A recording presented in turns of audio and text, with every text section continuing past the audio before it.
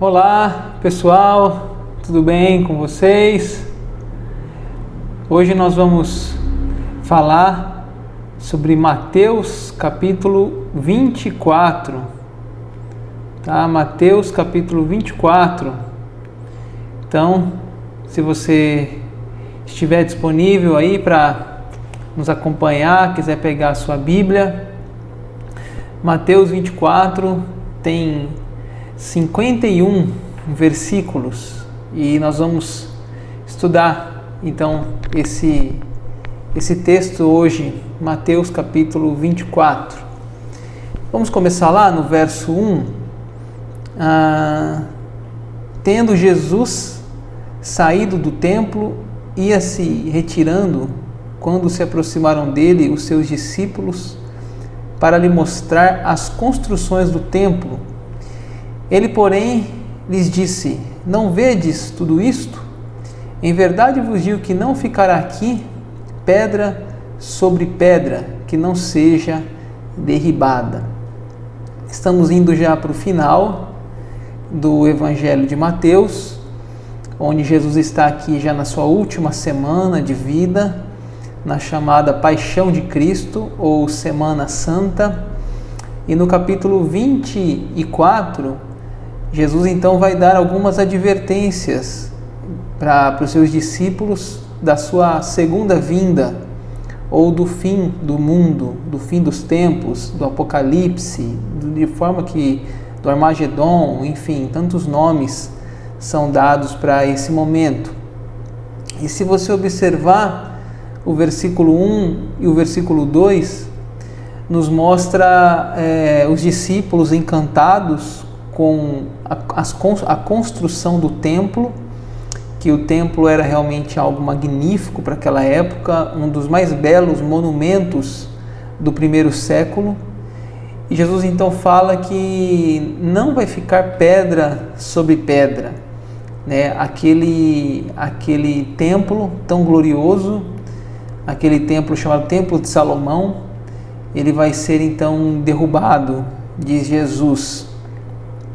E no versículo 3, diz assim: no Monte das Oliveiras achava-se Jesus assentado, quando se aproximaram dele os discípulos, em particular, e lhe pediram: dize-nos, quando sucederão estas coisas, e qual sinal haverá da tua vinda e da consumação do século?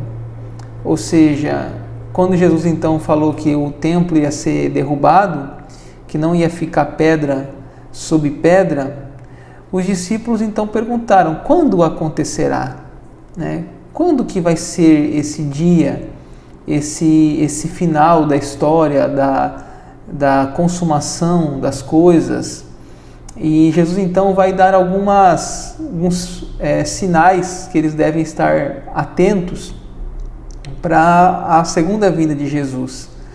Então nós vamos seguir aqui agora falando de alguns sinais que Jesus nos relatou. O verso 4, primeiro sinal, falsos messias. Verso 4 diz: ele respondeu: vede que ninguém vos engane, porque virão muitos em meu nome, dizendo: eu sou o Cristo, e enganarão a muitos. Então vejam que virão muitas pessoas, disse Jesus, esse é um sinal do fim, que muitos virão em seu nome. E depois, você for ver lá no verso 23, no verso 23 e 24 e 25, fala que: então se alguém vos disser, eis aqui o Cristo, ei-lo ali, não acrediteis, porque surgirão falsos cristos, falsos profetas, operando grandes sinais e prodígios para enganar os próprios eleitos. Vede que vos tenho predito, portanto, se vos disserem, eis que ele está no deserto, não saiais, ou no interior da casa, não acrediteis. Então veja que o primeiro sinal que Jesus falou para eles aqui é dos falsos messias, dos falsos cristos. Os discípulos tinham que ficar atentos com o final do mundo, o final dos tempos, de que viriam falsos cristos, ou seja, falsas pessoas se denominando Cristo. Na história, várias pessoas já fizeram isso. Tem até uma caricatura bem cômica no Brasil chamado Henri Christ, que ele fala que ele é a reencarnação de Jesus, mas tem muitos aí na história que se denominaram Jesus reencarnado, enfim. A gente pode pensar em novas seitas, novas igrejas, novas doutrinas que têm surgido, novos falsos profetas, falsos cristos, falsos milagres. Então tudo isso é um sinal que Jesus estava apontando aqui em Mateus 24 sobre o fim do mundo, o fim dos tempos, a segunda vinda de Jesus. Jesus também falou no verso 6 das guerras. O verso 6 diz: E certamente ouvireis falar de guerras, rumores de guerras. Vede, não vos assusteis, porque é necessário assim acontecer, mas ainda não é o fim. Porquanto se levantará nação contra nação, reino contra reino, haverá fomes e terremotos em vários lugares. Um segundo sinal que Jesus apontou em Mateus 24 é as guerras. É certo que nós já temos visto a Primeira Guerra Mundial, que 30 milhões de pessoas foram mortas, dizem os estudos. A Segunda Guerra Mundial, que 60 milhões de pessoas, ou seja, dobrou o número de pessoas. E a gente fica pensando, se houver uma terceira guerra mundial, o que sobrará? Guerra atômica, guerra nuclear, guerra química, biológica. Então, Jesus falou sobre ficarmos atentos com as guerras. É um sinal também do fim. Um outro sinal, verso 7, a fome. Haverá fomes e terremotos em vários lugares, o verso 7. O que é fome? A fome é a consequência da guerra. Por quê? Porque quando há guerra, há fome. E a fome ela é a consequência da maldade humana, onde que pessoas investem em um avião de guerra. Imagine um valor em um avião de guerra, em um tanque, em um míssil. Quantas cestas básicas poderiam ser compradas?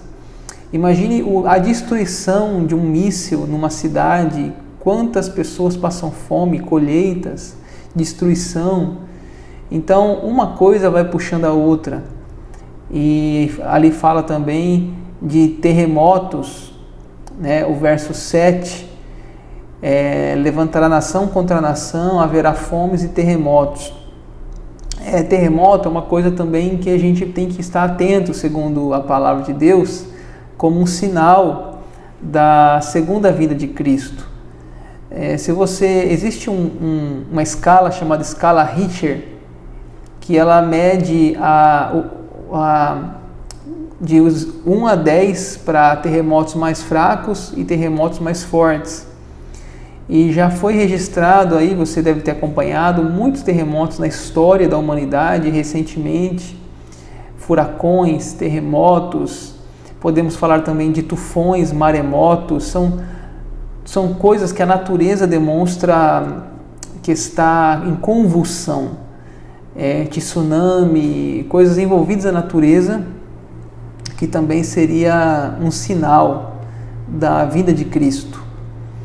Fala também no verso 9, a perseguição, um sinal também, é o quinto sinal. Então sereis atribulados e vos matarão, sereis odiados de todas as nações por causa do meu nome. Nesse tempo, muitos hão de se escandalizar, trair e odiar uns aos outros. Aqui fala então de perseguição, né? Serão atribulados e vos matarão, serão odiados.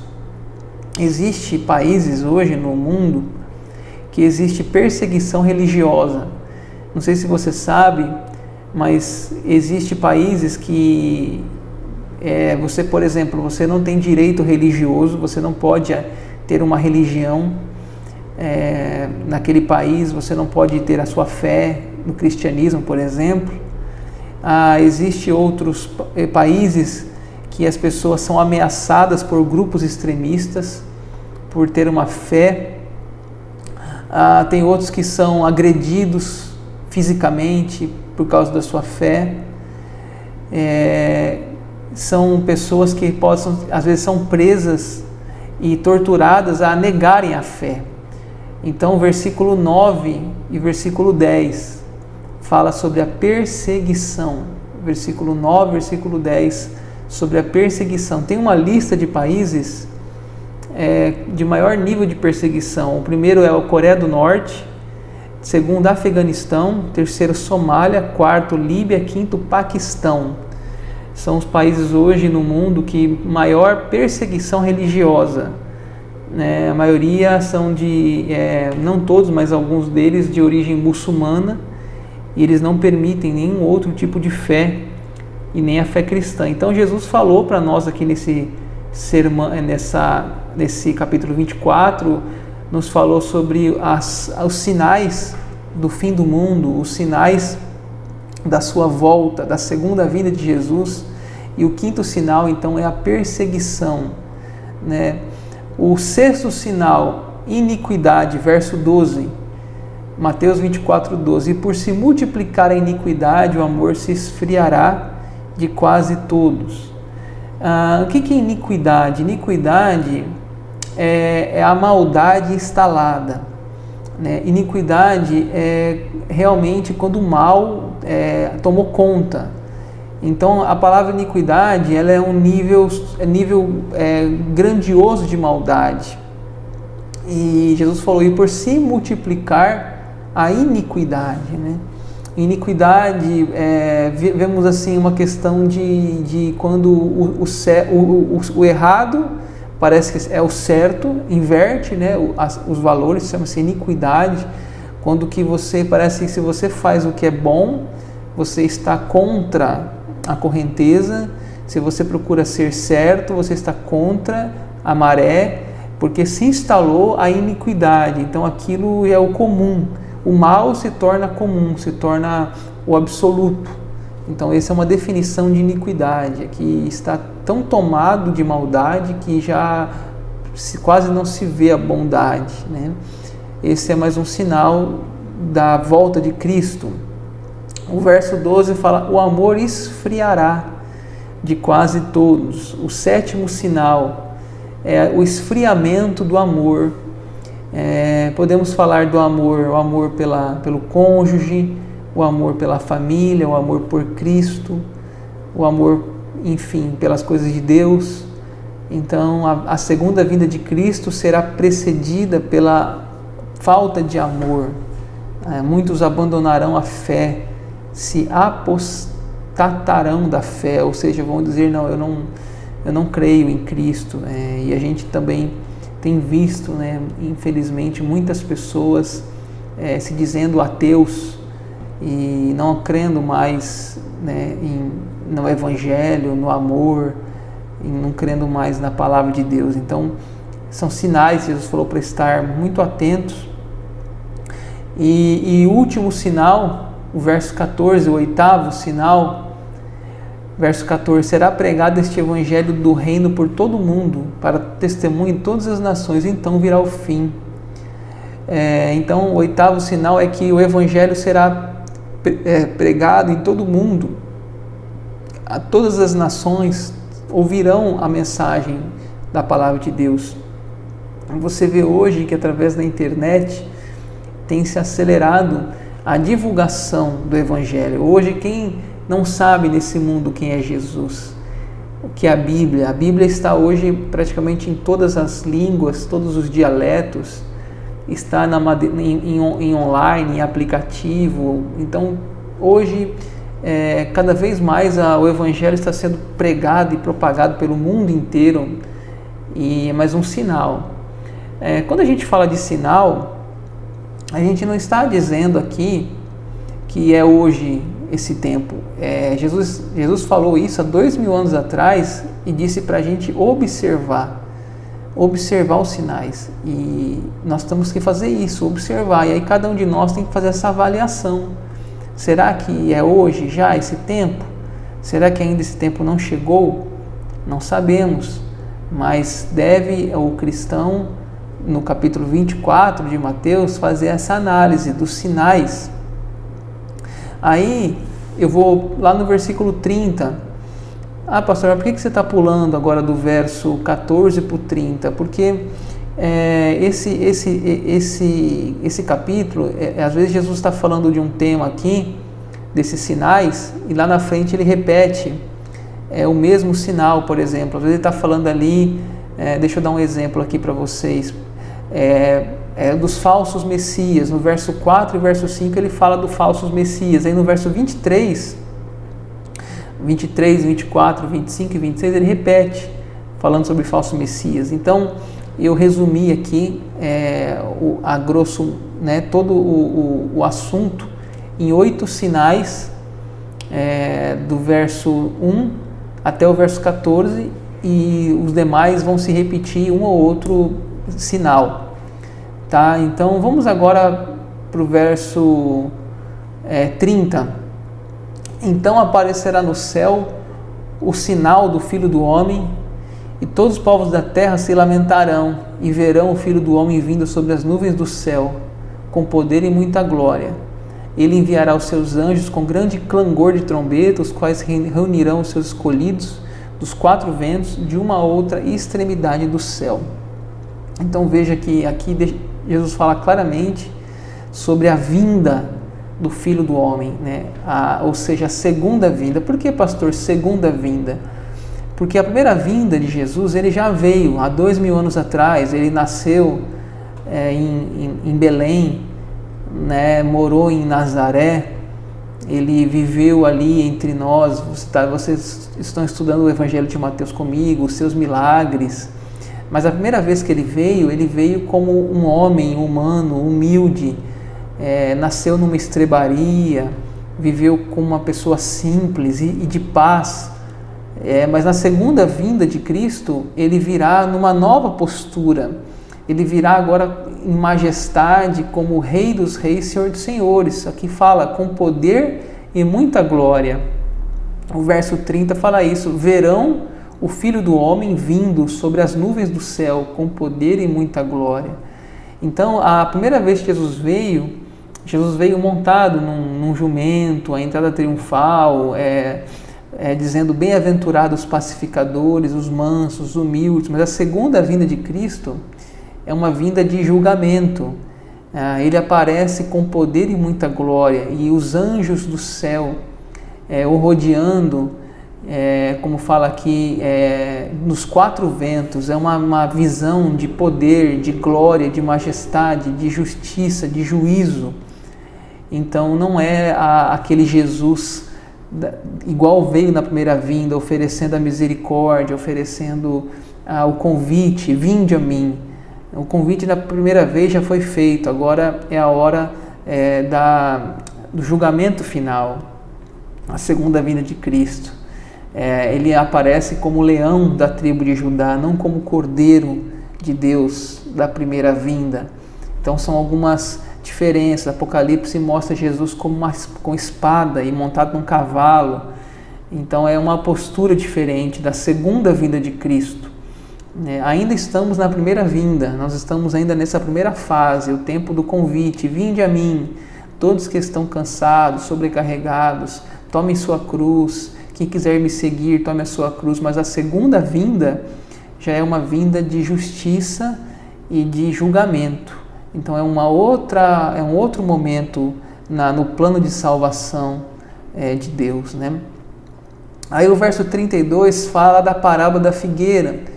Aprendei, pois, a parábola da figueira: quando os seus ramos se renovam, as folhas brotam, sabeis que está próximo o verão. Assim também vós, quando virdes essas coisas, sabeis que está próximo às portas. Então, pegando um exemplo aqui da agricultura, uma pessoa que cultiva a figueira, ela sabe aquele período do ano que ela dá o seu fruto, que dá as suas folhas. A gente sabe que cada fruto, cada planta tem a sua estação. E agora é o mês tal, então aquele mês é o mês aqui no Mato Grosso é o mês da manga. Não, agora é o mês do tomate e tal. Eu não vou poder aqui explanar o assunto para vocês de forma tão precisa, mas vocês sabem superficialmente que existem essas coisas da estação do ano, do mês, e aquele mês propício para determinada fruta, determinada estação. E Jesus está dizendo que a figueira, que era algo muito conhecido dos judeus, a figueira, que eles sabiam quando ela estava próximo ao verão, por causa das características das suas folhas, dos seus frutos.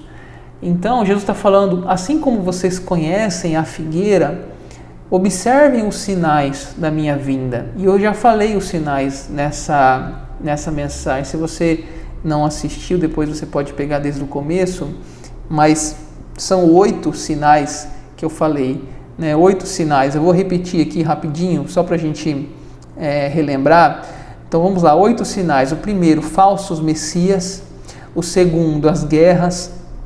O terceiro, fome. O quarto, terremotos. O quinto, a perseguição. O sexto, a iniquidade. O sétimo, o esfriamento. E o oitavo, a pregação do evangelho. Então são esses 8 sinais registrados em Mateus 24, como esses sinais que a gente tem que observar, que a gente tem que ficar atento para esses sinais. A gente tem que ficar conscientes de que qual é o dia da volta de Jesus, da segunda vinda de Cristo.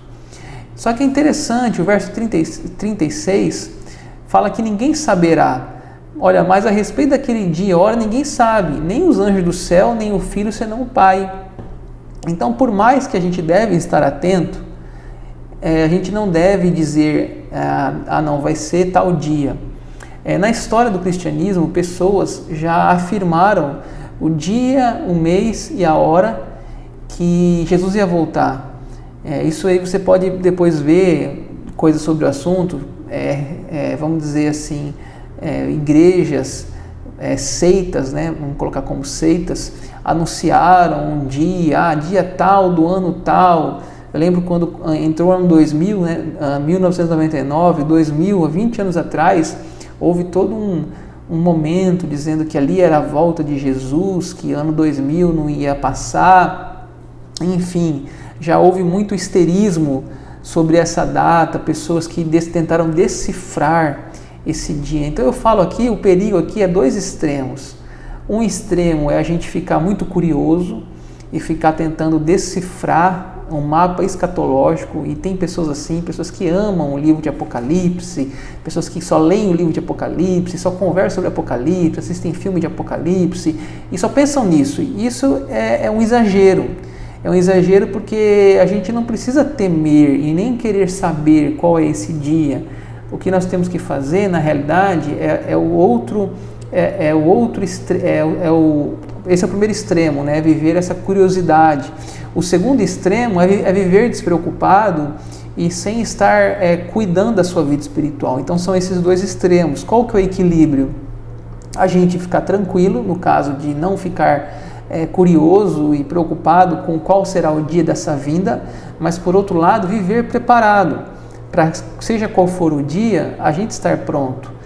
Tem uma frase bonita do fundador da Metodista, John Wesley, que perguntaram para ele: John Wesley, se você soubesse que Jesus voltaria a sua segunda vinda amanhã, o que você faria?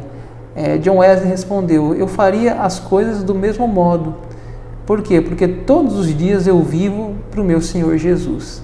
Então é isso, viver todos os dias para Deus, viver todos os dias com a vida consagrada para Deus. Não importa quando vai ser a volta de Jesus, não importa o dia da segunda vinda de Cristo, importa que você está preparado, que você está pronto, e se o seu dia chegar, você está apto para receber as boas-vindas na Nova Jerusalém.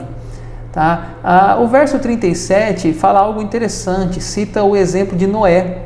Olha lá, o verso 37, pois assim como foi nos dias de Noé, também será a vinda do Filho do Homem.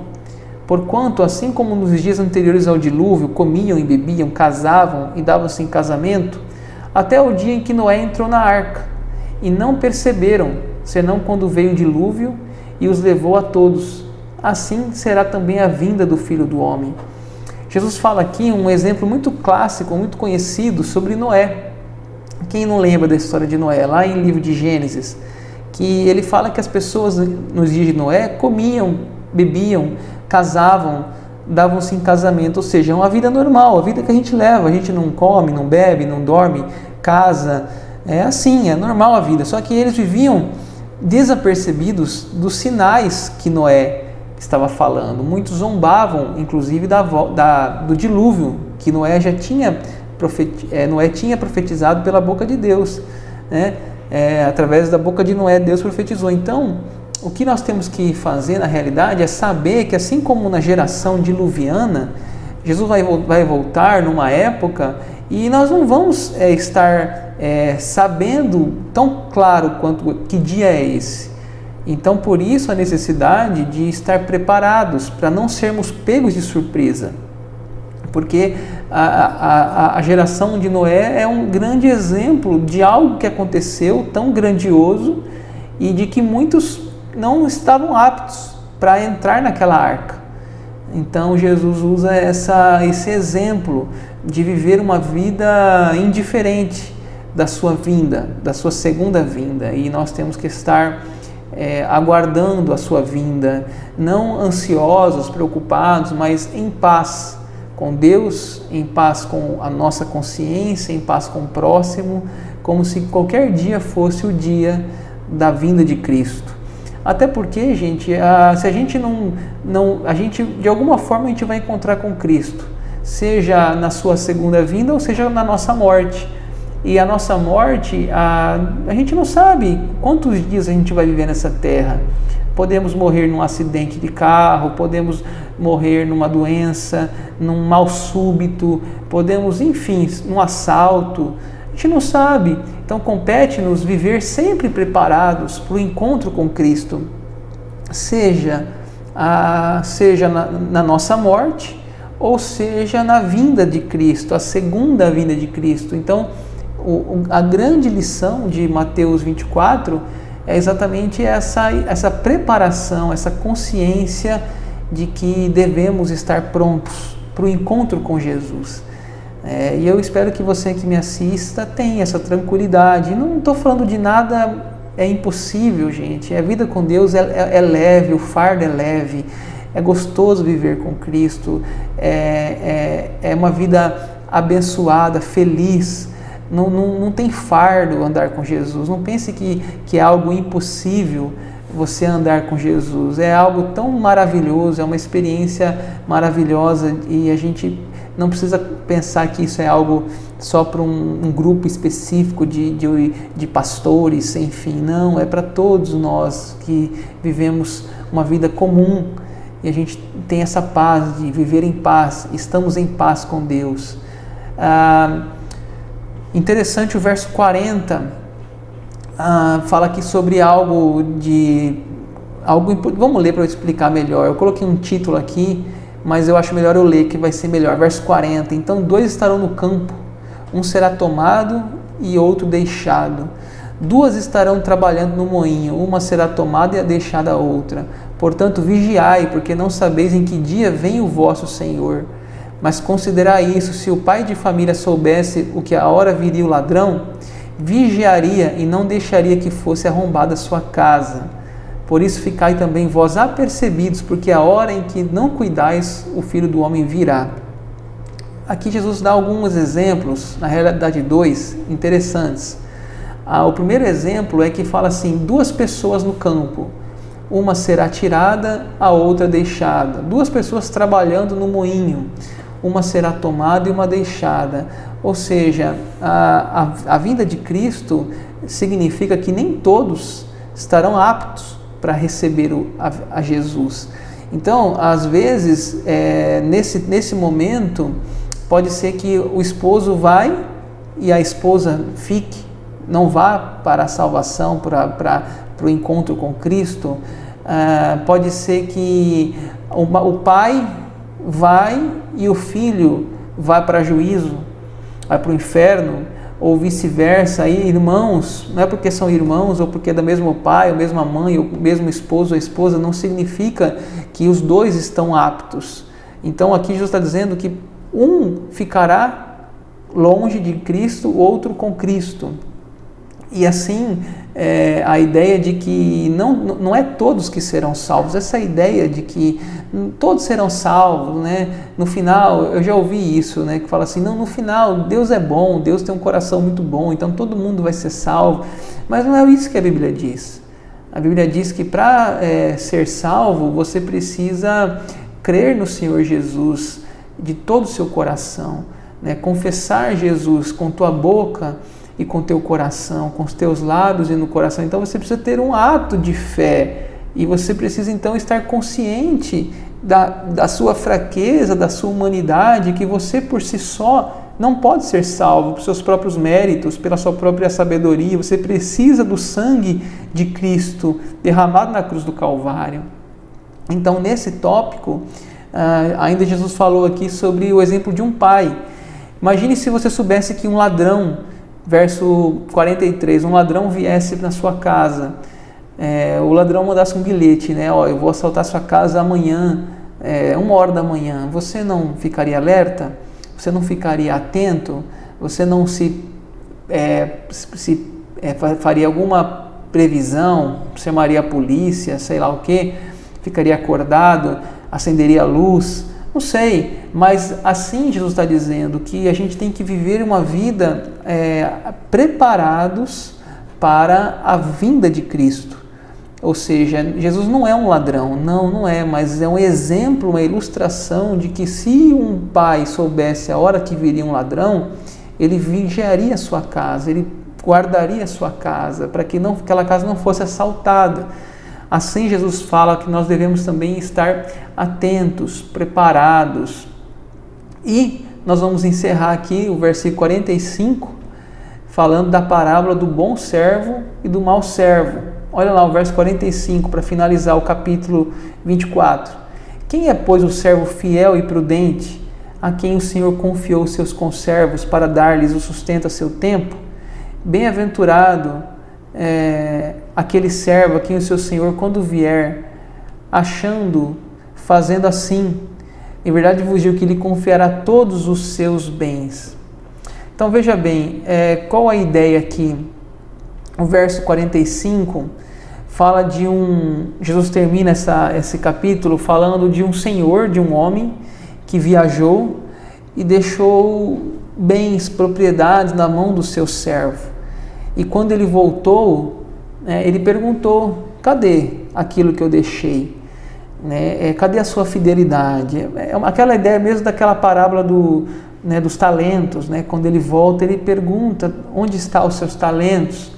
Ao verso 48, mas se aquele servo, sendo mau, disser, meu senhor demora-se, e passar a espancar os seus companheiros, e a comer e a beber com ébrios, virá o senhor daquele servo em dia em que não o espera, e em hora que não sabe, castigá-lo-á, lançando-lhe a sorte com os hipócritas, e ali haverá choro e ranger de dentes. Ou seja, o servo mau achou que Jesus estava demorando, o servo, que Jesus estava demorando, passou a comer, a beber com ébrios. Ébrios pessoas que vivem uma vida dissoluta, desregrada, só na bebida, na cachaça, e aí então virá o Senhor e vai castigar ele, vai mandar ele para onde há choro e ranger de dentes, que é o inferno. Então, o final de Mateus 24 nos fala sobre uma decisão. Que tipo de servo somos nós de Jesus? O servo bom que aguarda o Senhor, buscando ser diligente, ser trabalhador, buscando ser correto e preparado para a vinda do seu Senhor? Ou o servo mau que levou a vida com ébrios, levou a vida de qualquer jeito, achando que o Senhor não ia voltar mais, como nos dias de Noé lá, né? E assim foi lançado para o choro e para o ranger de dentes. Qual somos esse servo? Espero que sejamos esse servo que está preparado, aguardando o seu Senhor para entregar a Ele todos os dons, os talentos que Ele te deu e que você soube usar e devolver para o Senhor. Então esse é o capítulo 24, sobre a segunda vinda de Jesus. Espero que Deus tenha falado com você através da sua santa palavra, porque ela é viva e ela é eficaz. Deus abençoe a todos e obrigado pela sua companhia